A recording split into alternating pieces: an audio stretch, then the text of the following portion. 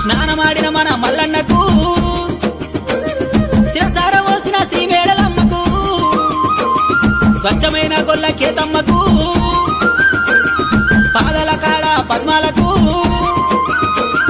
బ్రాహ్మణుల పిల్ల రత్నంగికి